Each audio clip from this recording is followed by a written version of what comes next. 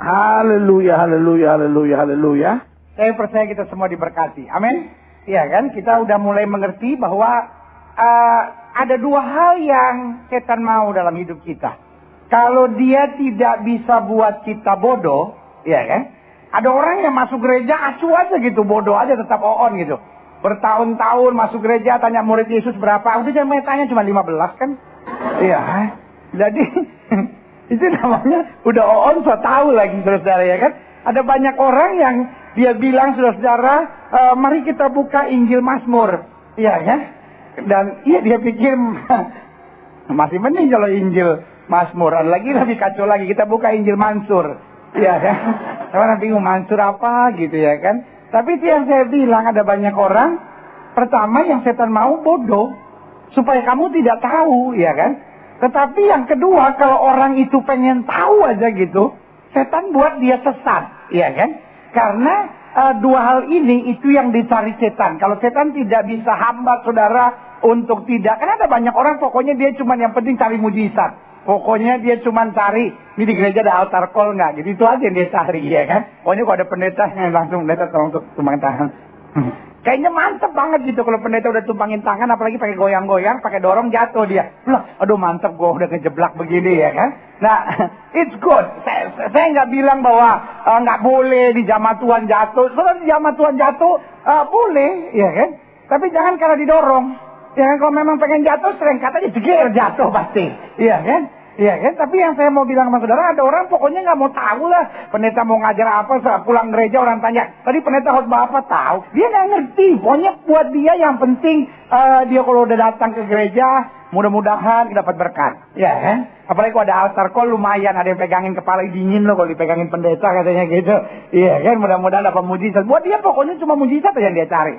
Atau yang kedua, mungkin dia senang baca. Iya kan?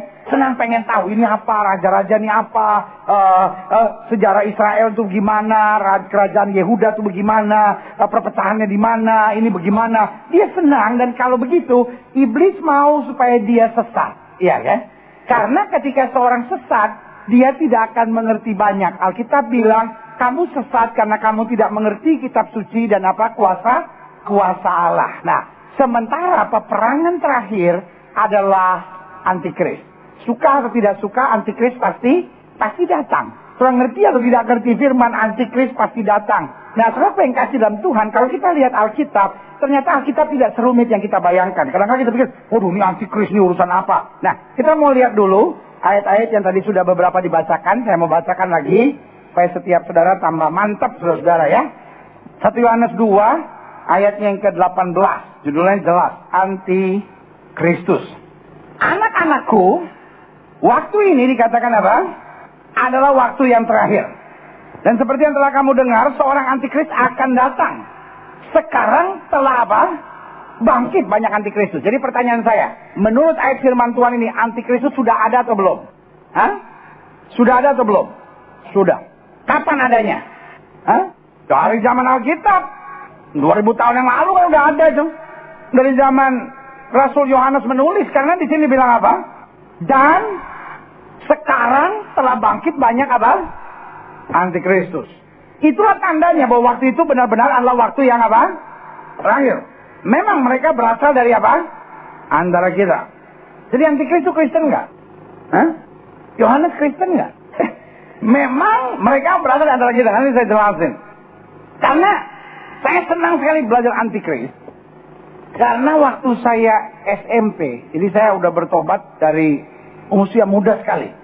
Jadi saya masih SD, saya umur 10 tahun, saya bertobat, saya terima Yesus, saya dibaptis Roh Kudus, saya berbicara bahasa roh, saya usia 10 tahun. Lalu kemudian, saya senang ikut-ikut seminar, ikut-ikut baktian. Saya nggak pernah ikut kebaktian sekolah minggu. Buat saya sekolah minggu di gereja saya dulu, guru sekolah minggunya kacau. Masa setiap kali cerita, ada ayam namanya Citono, sama ayam namanya Citini. Citono jahat, Citini baik. Jadi kita semua anak-anak harus seperti Citono. Saya bilang, ya ilah, bukan bicara Yesus, bicara Tono. Iya kan?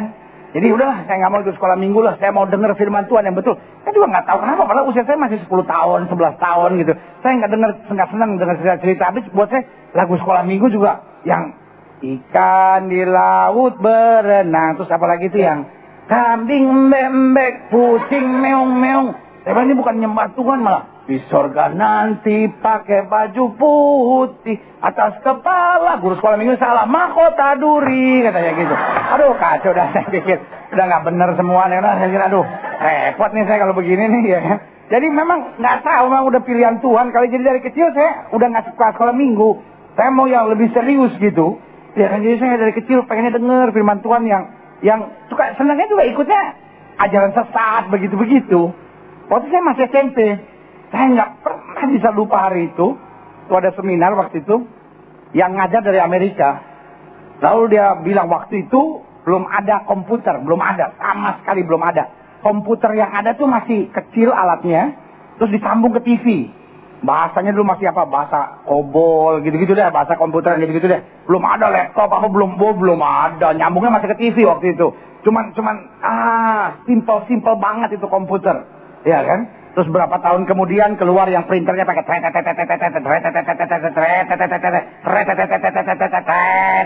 waduh, kacau banget kalau pasang komputer sampai Pak RT bangun nggak bisa tidur.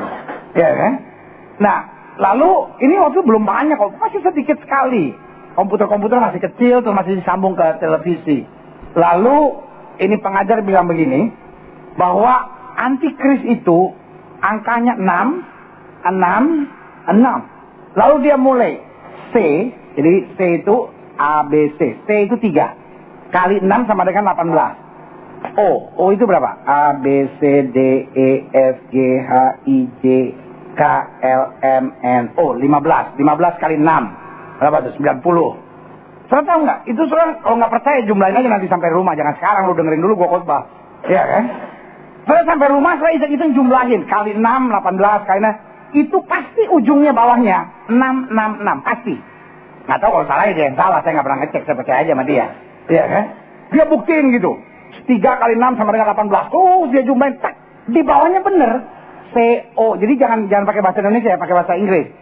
COMPUTER gitu ya. Tak.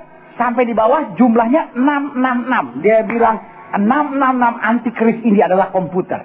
Saya punya kakak satu laki-laki, 2 perempuan. Jadi saya anak keempat dari 4 bersaudara. Paling kecil. Ya kan, lahir tanggal 26 Desember. Itu akibat mama saya makan kebanyakan waktu Natal. Saya kedorong keluar.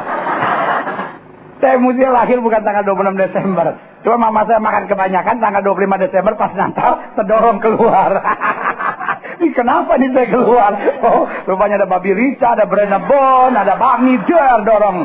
Ya lahirlah saya, saudara ya kan?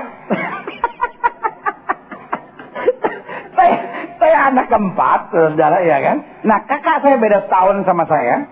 Dia memang cita-citanya mau belajar komputer.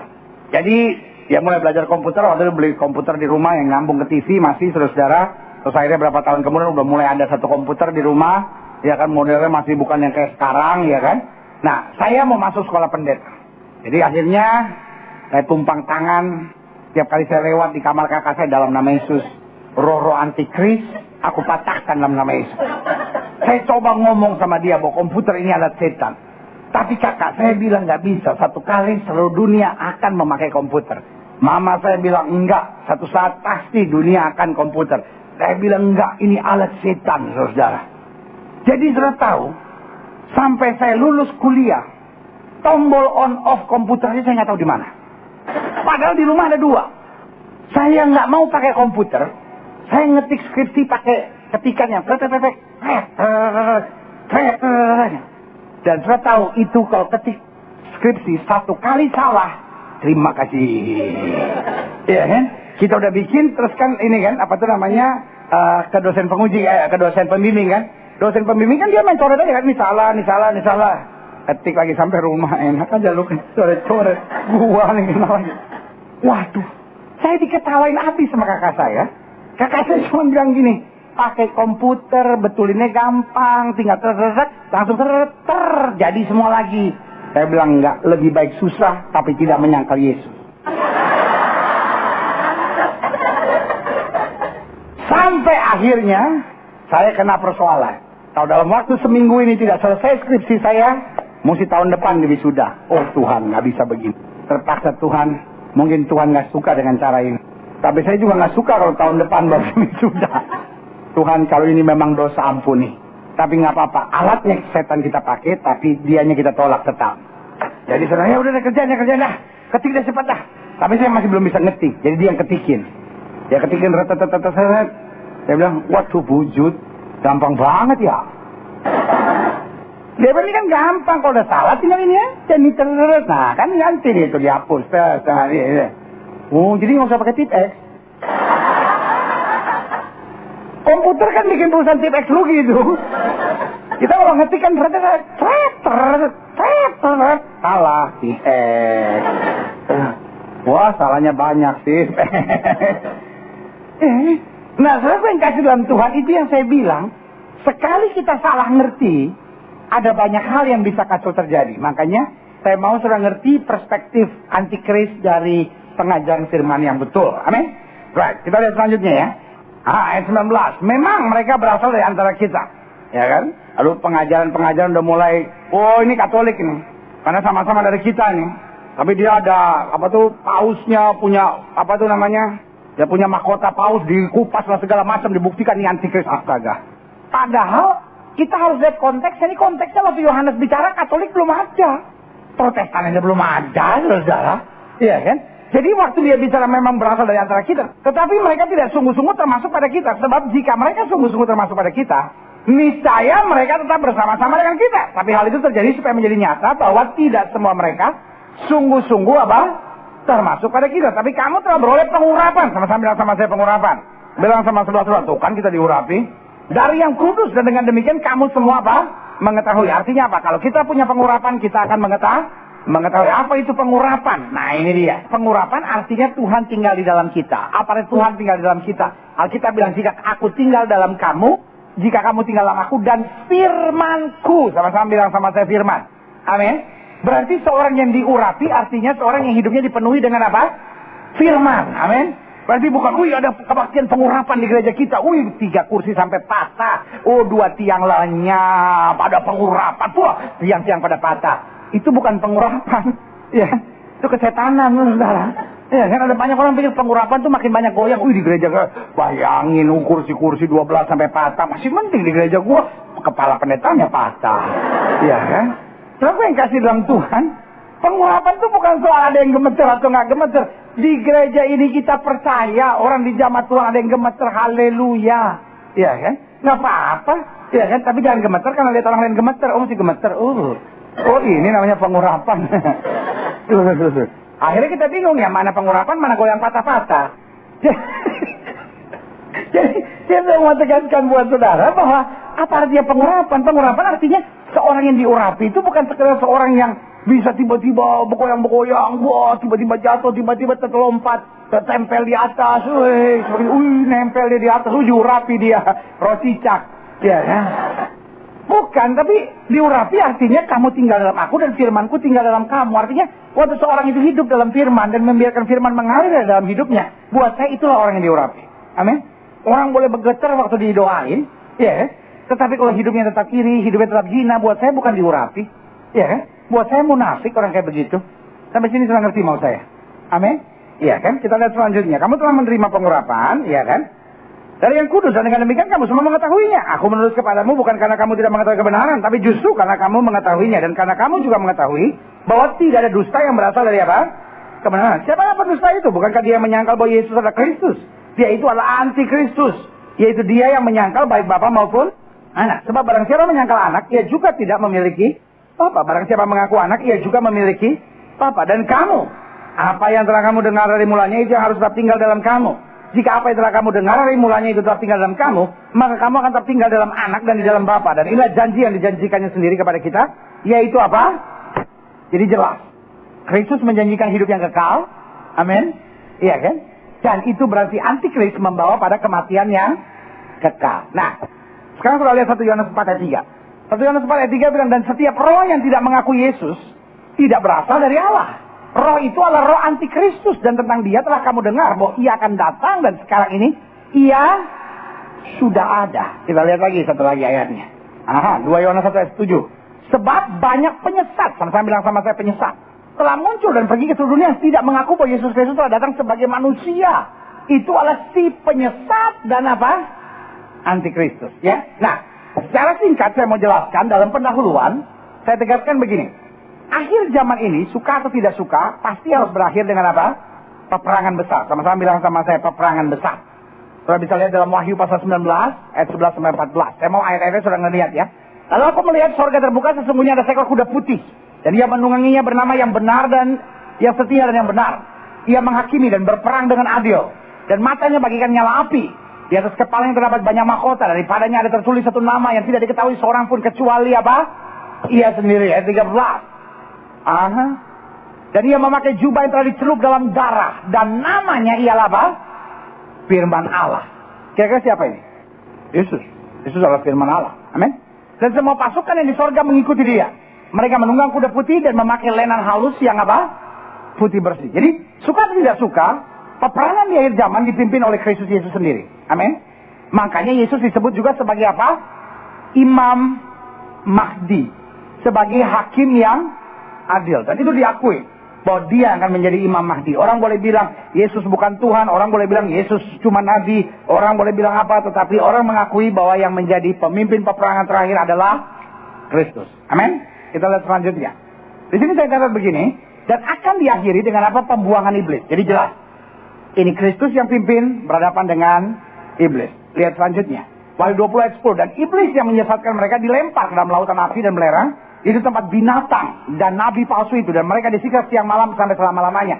Tadi Bapak Pendeta Ishak Rudi sudah jelaskan bahwa nama lain dari Antikris adalah The Beast. Atau sang binatang itu. Ya kan? Dan ayat ini cocok.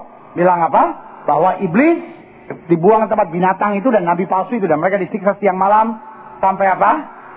Selama-lamanya. Lihat selanjutnya. Nah, karena memang neraka tidak diciptakan untuk manusia. Tetapi untuk apa? Iblis. Jadi peperangan terakhir itu untuk membuktikan itu tempatnya iblis. Jadi jelas. Sampai di sini sudah lihat segala sesuatunya very clear. Sangat jelas. Ada kebenaran, ada kehancuran. Ada sorga, ada neraka. Nah, sorga dan neraka tidak diciptakan untuk manusia. Tuhan menciptakan sorga untuk manusia. Tuhan menciptakan neraka untuk siapa? Setan. Dan pengikut-pengikutnya. Sampai di sini sudah ngerti mau saya. Amin. Nah, setan nggak mau kesepian di neraka. Bilang sama sebelah-sebelah, dia pengen ajak lu gitu. Iya. Setan nggak mau kesepian, dia mau ajak kita. Makin banyak orang Kristen yang di dalam, dia makin bangga banget gitu. Iya kan? Makanya iblis menyesatkan. Bahkan Alkitab bilang ada dua cara. Yang pertama iblis menyesatkan, yang kedua apa? Iblis menyamar sebagai malaikat terang. Jadi iblis punya dua divisi. Satu divisi kejahatan, satu divisi kebaikan. Nah, divisi kebaikan juga ada dua. Yang satu lewat ilmu-ilmu, lewat penyembahan-penyembahan. Yang satu lewat agama-agama yang kelihatannya menyenangkan. Sampai sini sudah ngerti mau saya. Amin. Nah, divisi kejahatannya itu lewat minum mabuk, judi, pokoknya itu apa itu namanya? Komplotannya lah. Tapi ada divisi kebaikannya. Bagian ilmu putih, bagian hidup beragama, ya kan? Mungkin sudah bilang, jadi mereka bilang ada orang beragama dikendalikan oleh setan. Ada. Agama Kristen dikendalikan setan aja ada. Iya, ada. Bilang sama sebelah-sebelah. Ada lu. Ya. Makanya ada banyak aliran Kristen yang minum mabuk, judi juga nggak apa-apa. Oh nggak apa-apa. Hidup bukan soal perbuatan. Tuhan lihat hati. Saya walaupun mabuk-mabuk begini, tapi hati saya untuk Yesus. Ya kan? Saya sih walaupun berzina ya pendeta. Saya berzina, pendeta malah saya penjina. Tapi hati saya hanya untuk Yesus. Setan bilang bagus. Tohib gue lu, hopeng. Lu bikin cabang di gereja ya. Iya, saya kok ngomong sorry ya padanya. Makanya Matius 25 ayat 41 bilang. Dan dia berkata juga kepada mereka yang di sebelah kirinya. Enyanglah dari hadapanku, kamu orang-orang apa? Terkutuk. Enyanglah ke dalam api yang kekal. Neraka. Yang telah sedia untuk apa? Iblis dan malaikat-malaikatnya. Jadi kalau saudara tanya sama saya. Target setan itu apa? Target setan bukan mengalahkan Yesus. Dia tahu siapa Yesus. Betul?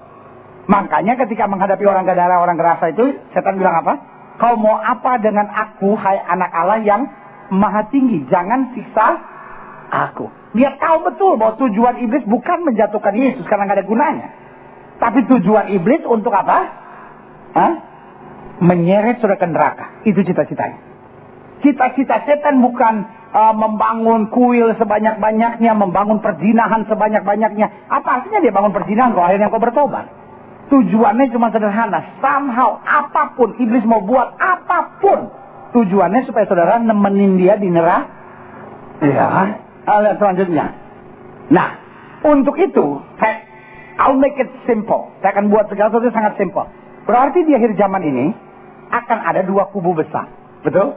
Iya kan? Cuma sederhana aja. Yang pertama saya sebut apa? Di dalam Kristus. Ya kan? Dan yang kedua apa? Di luar Kristus. Yesus kasih penjelasannya sangat gampang. Jika mereka ada di pihak kita, berarti mereka bersama kita. Jika mereka tidak berada di pihak kita, berarti mereka melawan kita. Tidak ada posisi abu-abu. Ya kan? Makanya akhirnya dunia ini akan terbagi dua kelompok. Ya kan? Percaya Kristus atau anti Kristus. Nah, apa ini? Nah, saya jelasin selanjutnya. Hidup dalam Kristus berarti apa? Hidup di dalam Roh. Hidup di luar Kristus berarti apa? Hidup di dalam daging. Akhirnya cuma begitu. Karena tahu nggak saudara, kita jangan tertipu dengan permainan nama agama. Tuhan tidak pernah menciptakan agama. Yang setuju sama saya bilang amin. Amin. Yesus bilang, akulah pemimpin orang Kristen. Tidak. Akulah jalan dan kebenaran dan hidup. Yang Paulus bicarakan kepada jemaat di Korintus hanya satu. Daging dan roh. Yang setuju bilang amin sama saya. Amin. Iya ya. Yang Paulus bicarakan. Jadi ketika dibilang, kamu sudah ada di antara kita, lalu kamu berasal dari antara kita. Sebetulnya itu bicara tentang apa? Daging dan roh. Ya kan? Nah, saya mau sudah fokus sekarang pada dua kubu ini, di dalam Kristus dan di luar Kristus, bersama Kristus dan melawan Kristus, pro Christ and anti-Christ.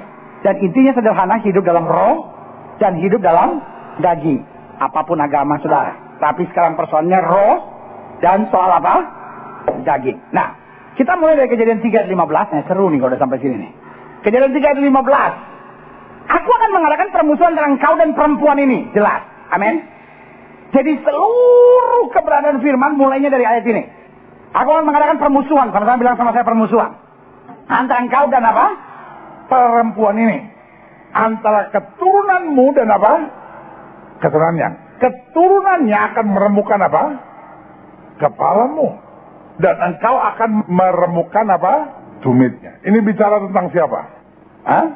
Tuhan bicara kepada janji Tuhan kepada manusia pertama, Adam dan Hawa. Dan keturunan perempuan ini katanya akan apa? Meremukkan kepalamu dan engkau akan meremukkan apa? Tumitnya. Jadi ini bicara tentang keturunan Adam dan Hawa dengan keturunan si ulam. Nah ini dia. Antara daging dan roh. Amin. Jadi asal muasalnya jelas. Dari pertama sudah dibilang, oke, keturunan ini akan menghancurkan kepalamu. Amin. Dan dia akan menghancurkan apa? Tumit. Ya kan? Nah, ini berlangsung sampai pada apa? Salib. Karena di salib Kristus menghancurkan apa? Kepalanya. Tetapi jangan salah, waktu iblis mundur, kata Alkitab, dia menunggu waktu yang tepat. Kapan waktu yang tepat? Dia nggak akan menyerang Yesus. Dia akan menyerang siapa? Anak-anaknya. Dia menyerang apa? Gerejanya. Ya.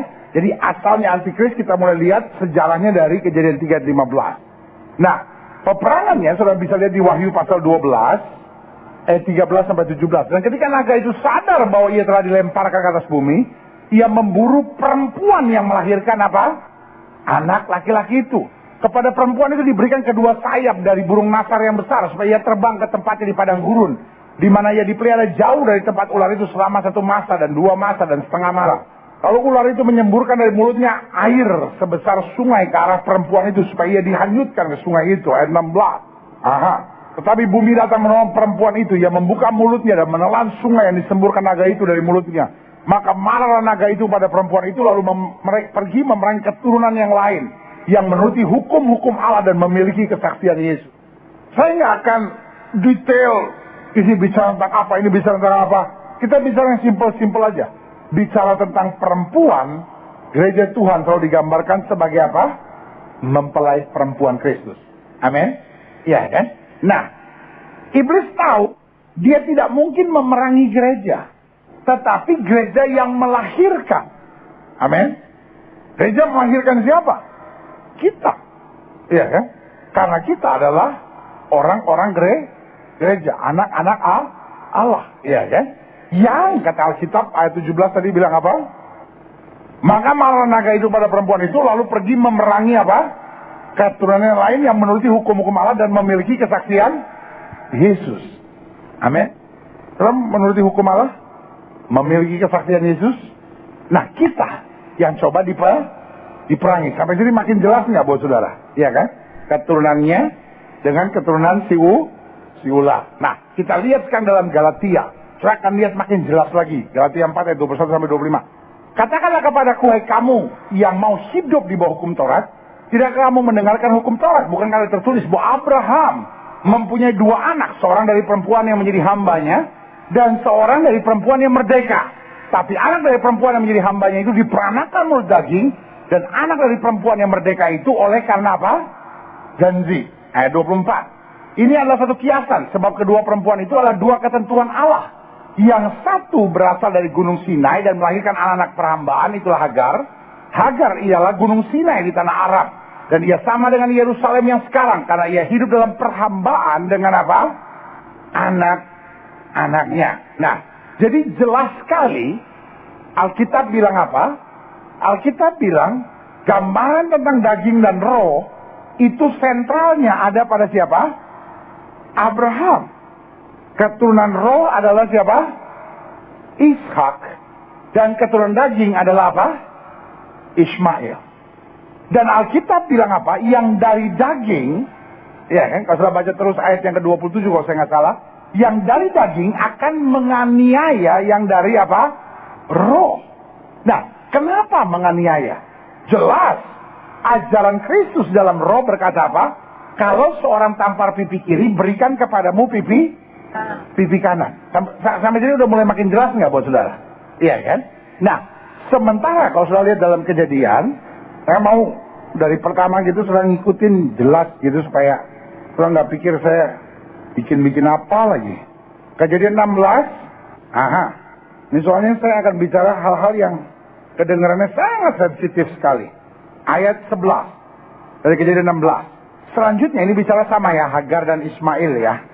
Selanjutnya kata malaikat Tuhan kepadanya, engkau mengandung dan akan melahirkan seorang anak laki-laki dan akan menamainya apa? Ismail. Ismail bukan kata Arab.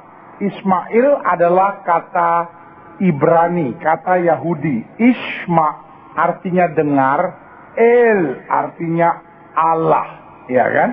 Saya nggak tahu mulai kapan diganti jadi Ismail, Bani Israel oleh orang-orang Jail. Yang saya tahu Ismail. Isma artinya mendengar, El artinya mendengar suara Tuhan, ya kan? Ismail, ya kan? Baninya Israel. Lalu dikatakan, engkau mengandung dan akan melahirkan seorang laki-laki dan akan menamakan dia Ismail. Sebab Tuhan telah mendengar tentang penindasan atasmu. Seorang laki-laki yang lakunya seperti apa? Keledai liar. Demikian nanti anak itu tangannya akan melawan apa? Tiap-tiap orang. Dan tangan tiap-tiap orang akan apa? Melawan dia. Dan di tempat kediamannya ia akan menentang semua apa? Saudaranya. Sekarang makin jelas nggak? Ada sebuah keturunan lagi. Saya nggak sedang bicara tentang religion. Saya bicara tentang sebuah keturunan yang namanya keturunan apa? Ismail. Suka atau tidak suka, keturunan ini sebelum Densus 88 menemukannya, iya ya. Teman saya bilang Densus 88 bisa berhasil akibat dorongan dari STLR 77 dan bakmi 99. Jadi lengkap 77, 88 dan 99. Dan itu berhasil orang yang main dengan balak 6, saudara 66 ya kan. Supaya akhirnya berhasil 0-0. Jadi yang saya mau jelaskan buat saudara, sebelum Nurdin M. Top lahir, sebelum Dr. Asari lahir, sebelum Ibrahim Boim atau apapun namanya, ya kan? Alkitab sudah bilang ada sebuah keturunan yang kelakuannya seperti apa? Hati liar. Suka atau nggak suka, but the Bible is truth. Iya ya. Sebelum Obama naik, sebelum penjara di Kuba itu apa namanya itu? Guantanamera itu. Guantanamera. Iya ya. Warilawan tanah merah. Iya ya. Cemas-cemasnya itu. Sebelum kasus berapa tuh 11 September. Iya ya. Sebelum WTC jatuh. Sebelum siapa itu namanya itu? Osama bin Laden. Iya kan? Sebelum semuanya itu, Alkitab sudah bilang. Makanya kalau saya bilang, oh nggak masalah Alkitab, on. Alkitab itu beritanya lebih hangat dari Kompas. Dia lebih maju daripada Detikcom. Sebelum orang ngomong, dia udah bilang. Sebuah keturunan yang kelakuannya seperti apa? Keledai liar. Iya ya. Keturunan ini namanya keturunan Ismail. Ini melakukan hukum Tuhan nggak? Melakukan. Dia bunuh orang, dianggap hukum Tuhan. Tetapi Alkitab sudah bilang, apapun yang dikerjakannya di dalam apa? Daging. Makanya kesenangan adalah daging yang dicari. Saya bom bunuh diri, nanti disambut sama 7 bidadari. Saya sih sorry, saya ngomong apa adanya. Mau di depan siapa saya ngomong. Karena buat saya kebenaran adalah kebenaran, ya kan? Alkitab udah dukung kok. Alkitab tuh buku yang gak tendeng aling-aling lah. Makanya orang makin benci sama Alkitab. Kenapa? Karena makin benar, saudara. Iya kan? Alkitab sudah bilang kelakuannya seperti keledai liar. Karena Alkitab sudah bilang, dia akan menentang semua orang. Dan tangan setiap orang akan menentang dia. Artinya apa? Peperangan akhir zaman tujuannya ke arah apa? Ini. Iya kan? Benar nggak Alkitab? Dia menentang semua orang. Iya kan? Dan dia juga akan ditentang oleh semua orang. Dan hari ini apa yang sedang ditentang oleh semua orang? Teroris. Iya kan? Sampai sini kira-kira sudah ngerti mau saya. Amin. Iya kan? Nih. Jadi setiap saya pokoknya ngerti dulu. Ada daging dan ada apa? Roh. Dan Alkitab bilang, keturunan yang kelakuannya seperti apa? Keledai liar. Nanti anak itu, tangannya akan melawan tiap-tiap orang dan tangan tiap-tiap orang akan melawan dia. Dan di tempat kediamannya, ia akan apa? Menentang semua apa? Saudaranya. Jadi pertanyaan kita tuh sekarang sederhana. Siapa sih antikris itu? Yang pertama, kita lihat beberapa contoh-contohnya ya. Berdasarkan ayat-ayatnya ya. 1 Yohanes 2 ayat 18 bilang, anak-anakku, waktu ini adalah waktu yang terakhir. Dan seperti yang telah kamu dengar, seorang antikristus akan datang, sekarang telah bangkit banyak antikristus. Itulah tandanya bahwa waktu itu benar-benar adalah waktu yang apa? Terakhir. Jadi yang pertama, antikristus itu sudah ada. Tapi belum nyata, sudah banyak anti-antikristus, tetapi belum apa? Nyata. Karena antikristus ini satu pribadi dengan kekuatan. Iya kan? Satu pribadi dengan apa? Kekuatan. Iya kan? Sehingga saya khawatir dia menjadi sistem terorganisir yang semakin dipimpin oleh kekuatan yang sangat besar. Dan sekarang ini sudah nyata. Dan makin lama intensnya akan makin berat. Betul? Makanya kita lihat. Teroris ini makin dibiarkan, makin kacau. Makin dibasmi, makin jahat. Ngerti nggak? Iya kan? Ada negara-negara kayak Indonesia longgar. Makin menjadi-jadi. Amerika nggak mau tahu, sikat, bunuh, jedar, malah tambah keras. Nah ini yang saya bilang. Karena di dalamnya ada kekuatan roh. Jangan salah mengerti saya. Justru kita harus punya kasih yang mendalam. Amin. Karena apa? Karena kita tidak dipanggil untuk memerangi. Kita dipanggil untuk mengasihi. Karena iblis somehow harus cari sebuah generasi. Iya kan? Tetapi kita harus tahu siapa yang ada di depan kita. Amin. Tetapi tugas kita bukan untuk mengadakan peperangan. Tugas kita untuk berperang dalam roh. Amin. Supaya dalam daging kita bisa mengasihi.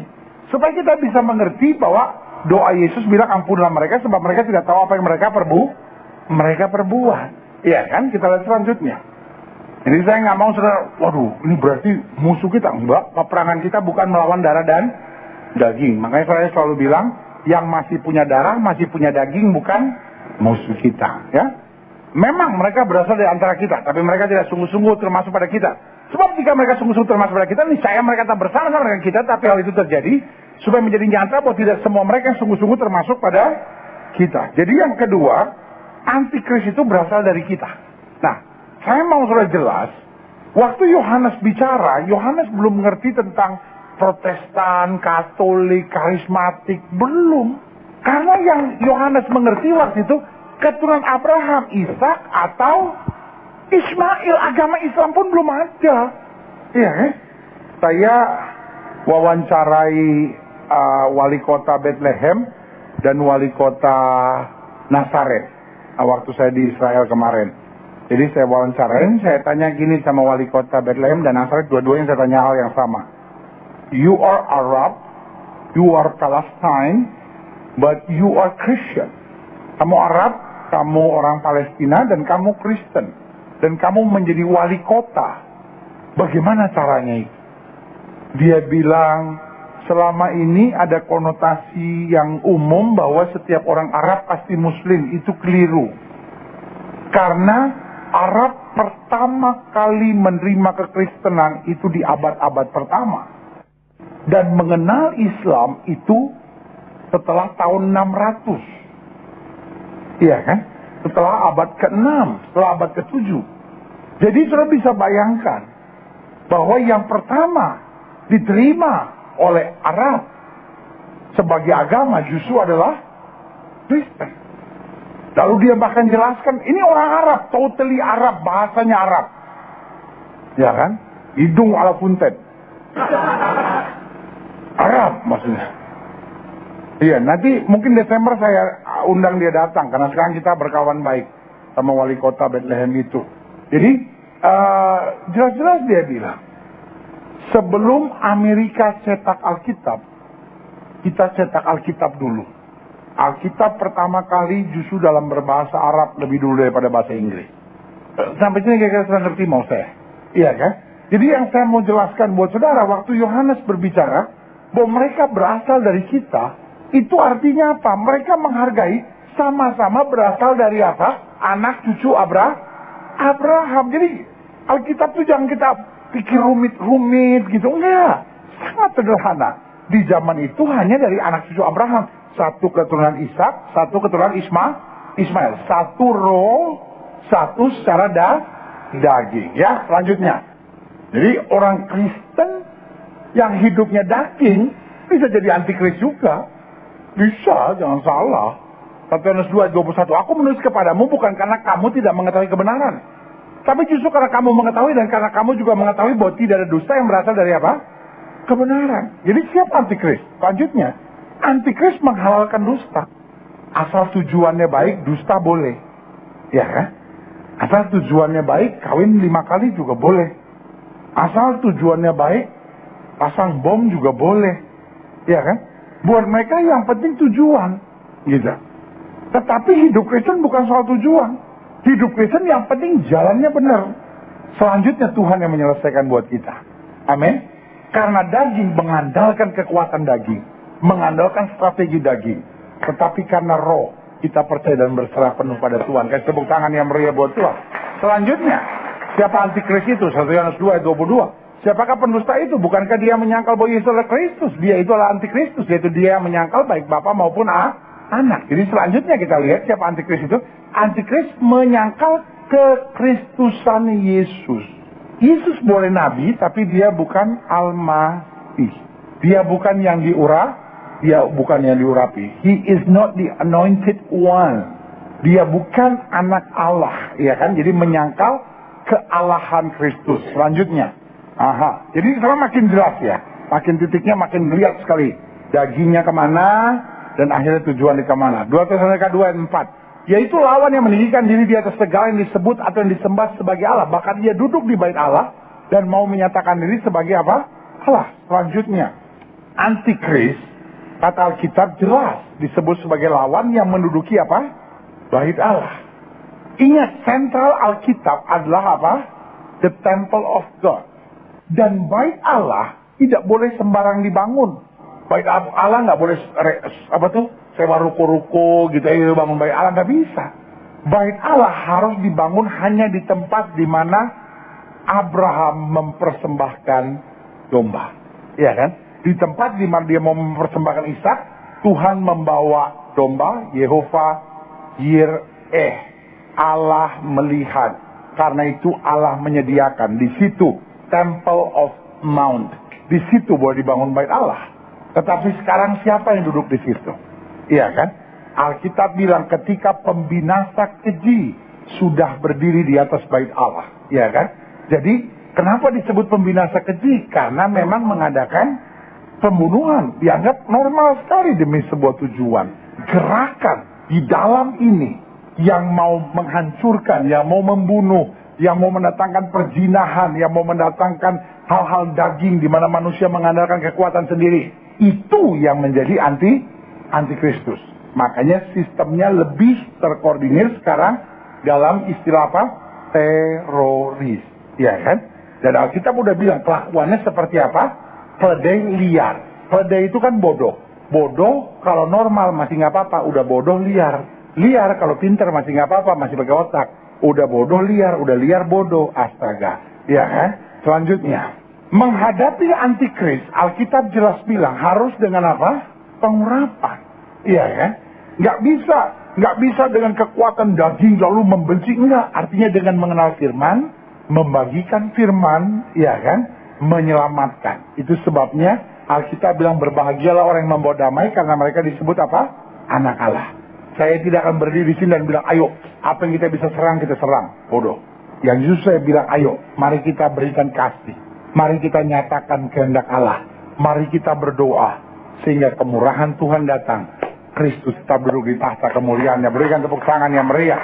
Nah, secara singkat saya jelaskan apa itu roh antikris sebelum kita tutup. Beberapa hal yang antikris mau kerjakan di akhir zaman ini. Mengapa roh antikris muncul? Yang pertama, memisahkan orang percaya dari kasih Tuhan. Supaya akhirnya orang percaya ngelihat, aduh, kok orang dunia kayaknya enak-enak aja ya. Dan kayaknya orang dunia kok lebih eksis ya. Kita anak Tuhan kok dalam tekanan ya. Kedua, apa? Mendatangkan kekecewaan dan sakit hati. Kok kita ditekan terus ya. Kok mau kebaktian aja susah banget. Kok gereja terus diserang. Kok anak Tuhan terus di ini. Kok begini ya. Jadi akhirnya mendatangkan kecewa dan sakit hati. Selanjutnya apa? Membuat orang percaya mentuhankan uang dan materi. Udahlah percuma lah. Ibadah kalau begini terus yang penting duit lah. Isi mengatur negara on. Hepeng. Ya. Pokoknya kalau punya uang yang hitam bisa jadi putih. Yang putih bisa jadi hitam. Kalau punya uang yang jelek bisa jadi cantik. Ya kan? Kalau nggak punya uang yang cantik juga jadi jelek. Coba aja lihat. Ya kan? Karena saya udah bilang cantik itu relatif. Jelek mutlak. Ya kan? Saya kasih tahu ya, orang kalau kaya walaupun jelek kelihatan cantik aja, dandan soalnya. Orang kalau udah susah, walaupun cantik kelihatan stres kan. Susah aja ya kan. Makanya orang akhirnya udahlah, kalau gitu mentuankan uang aja gitu ya kan. Selanjutnya roh antikristus datang untuk apa? Menjadikan karakter dan sifat kita menjadi jelek. Kenapa? Karena kita akhirnya nggak mau percaya Tuhan, kita akhirnya nggak lebih sungguh-sungguh. Kenapa? Hidup kita pokoknya daging aja gitu ya kan. Selanjutnya, roh antikristus itu apa? Menaruh ketidakpercayaan pada firman dan apa? Kuasa Allah. Karena dia terus menjajah roh kita, menjajah pikiran kita. Karena kita akhirnya hidup dalam daging saja. Selanjutnya, roh antikristus itu apa? Mendatangkan perpecahan yang diakibatkan merasa apa? Superioritas diri. Saya kan lebih hebat. Daging kan? Iya kan? Gereja saya kan lebih hebat. Makanya selalu saya bilang, kalau saudara tanya sama saya, gereja ini gereja yang paling benar enggak? Tidak. Gereja ini benar, saya bertanggung jawab sebagai gembala jemaat. Amin. Tetapi kalau gereja ini paling benar, tidak. Banyak gereja juga yang benar. Amin. Iya kan? Selama gereja masih mengkhotbahkan firman, selama gereja tidak menonjolkan diri, selama gereja masih back to the Bible, maka gereja itu benar. Amin. Makanya saya nggak pernah bilang sama saudara-saudara, jangan pergi ke gereja lain, nanti dikutuk sama Tuhan. Enggak. Saya selalu bilang, saudara kalau diberkati di gereja lain, ada khotbah pendeta lain, ada KKR yang bagus, ada seminar yang bagus, datang. Iya kan? Tapi jangan lupa balik. Iya kan? Maksudnya kalau lu kelamaan pergi kan saya kangen, ya kan? Masa lu nggak balik, ya kan? Ada kepahitan kali kalau begitu, ya kan? Kalau saya enggak, selalu ada retreat di mana ada hal yang baik yang sudah bisa belajar. Nanti kasih tahu saya apa yang baik yang kita bisa pelajari di sini, amin. Saya senang lihat sudah maju, ya kan? Karena buat saya gereja itu bukan kompetisi kok, gitu. Gereja yang berkompetisi adalah gereja yang bodoh. Pendeta yang berkompetisi adalah gereja yang nggak punya percaya diri, ya kan? Gereja yang suka menjelekkan orang lain, pendeta yang suka menjelekkan pendeta lain, itu kan pendeta yang nggak punya percaya diri, ya kan? Dia lihat apa-apa kompetisi, padahal Yohanes sudah bilang, dan church is not a business. Gereja bukan sebuah bisnis. Kalau ada gereja orang lain lebih besar, nggak apa-apa kan? Kalau ada gereja orang lain lebih kecil, nggak perlu kita sombong kan? Oh, gereja kamu kecil ya, oh dikutuk, ya kan? Lalu kalau kita lihat gereja orang lebih besar, bukan berarti kita harus nyembah kan? Wih, kamu gerejanya lebih besar ya, luar biasa. Ya, ini biasa aja ya kan? Karena gereja Tuhan punya. Amin. Iya kan? Selanjutnya. Jadi kalau udah banding-bandingin gitu, saya khawatir roh antikris sudah masuk. Dan akhirnya roh antikris apa? Mengalihkan perhatian kita pada hal-hal yang gaib, ya kan? Akhirnya kita bukan lagi tertuju pada Tuhan, akhirnya kita terseret. Sehingga akhirnya kita datang bukan untuk cari Tuhan, tapi kita cuma cari sensasi-sensasi belaka.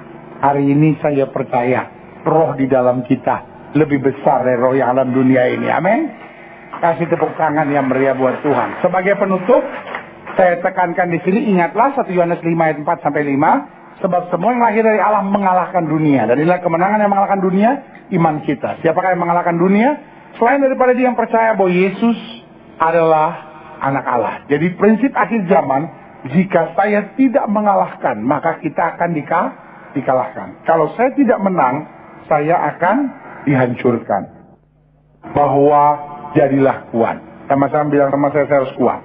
Sama-sama bilang sama saya harus mengenakan seluruh perlengkapan senjata Allah. Karena kalau saya tidak menang, maka saya akan dipermainkan. Amin.